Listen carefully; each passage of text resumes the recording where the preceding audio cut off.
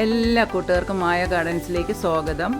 ഇന്ന് ഞാൻ നിങ്ങളെ പരിചയപ്പെടുത്താൻ പോകുന്ന ചെടിയാണ് അരിസ്റ്റോലോക്കിയ പ്ലാന്റ്. ഈ ചെടിയാണ് അരിസ്റ്റോലോക്കിയ പ്ലാന്റ് എന്ന് പറയുന്നത്.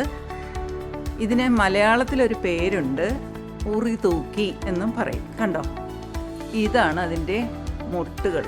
ദേ വരുന്നുണ്ടോ, ഇതാണ് അതിൻ്റെ മൊട്ടുകൾ. ഇതാണ്ടോ, നല്ല രസമുള്ളൊരു ചെടിയാണ്. ബേസിക്കലി ഇതിനെ ഒരു കാട്ടുചെടി എന്നൊക്കെയാണ് ചിലരൊക്കെ പറയുന്നത്. എന്നാലും ഇതിൻ്റെ പൂക്കളുടെ ഭംഗി കൊണ്ടാണ് നമ്മളിതിനെ വളർത്തുന്നത്. കണ്ടോ, നല്ല ഭംഗിയുള്ള പൂവുണ്ടാകും. ഞാനതിൻ്റെ പൂവ് കാണിച്ചു തരാം. ഇത് കണ്ടോ, ഇതാണ് ഇതിൻ്റെ പൂക്കൾ. ഇതിൻ്റെ വലിയ മുട്ടാണ് ഇത് കാണുന്നത്. കണ്ടോ, ഇത് ഇതിൻ്റെ വലിയ മുട്ടാണ്. ഇത് നാളെ വിരിയും. ഇത് ഇതിൻ്റെ പൂക്കളാണ്. ഒരു വെൽവെറ്റ് പാവാട പോലെ തോന്നുന്ന പൂക്കളാണിത്.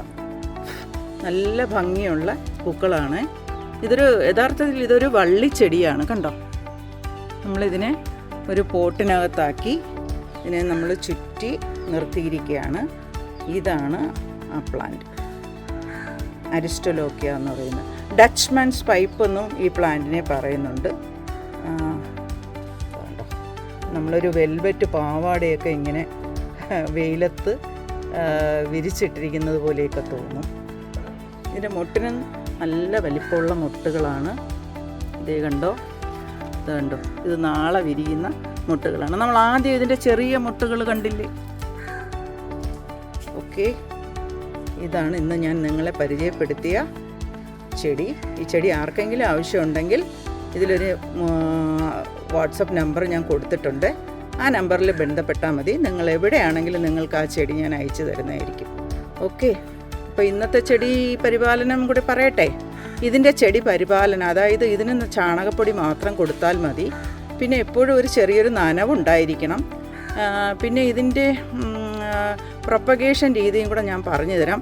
ഈ വള്ളി കണ്ടില്ലേ, ഈ വള്ളി നമ്മളൊന്ന് മുറിച്ച് മണ്ണിൽ താഴ്ത്തി വെച്ചാൽ ഇതിൻ്റെ അടുത്ത ജനറേഷന് നമുക്ക് ഉണ്ടാക്കാൻ സാധിക്കും.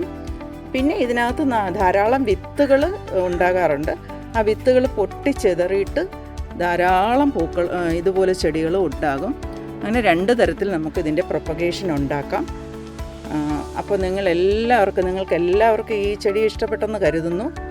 ഓക്കെ, അടുത്ത വീഡിയോയുമായി ഉടനെ തന്നെ വരാം. ബൈ.